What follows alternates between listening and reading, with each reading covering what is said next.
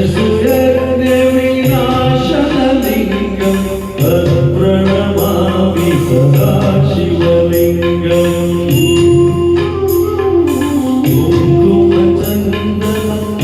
कुङ्कुमचन्दनलेपितलिङ्गं पङ्कजहार सुशोभितलिङ्गम्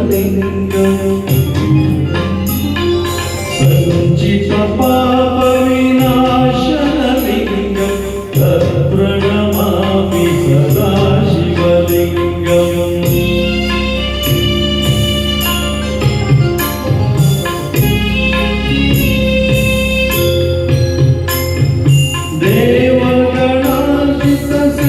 देवगणार्चितसेवितलिङ्गं भावैर्भक्तिभिरेव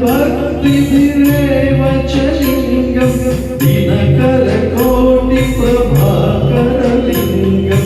तत्प्रणमामि सदा शिवलिङ्गम् हस्तदलोपरिवेष्टितलिङ्गं सर्वसमुद्भवकारणलिङ्गम्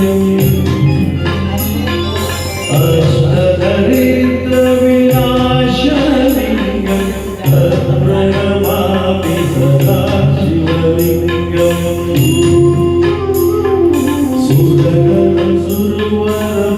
सुरगणसुरवरपूजितलिङ्गं सुरवरपुष्पसुवार्जितलिङ्गम्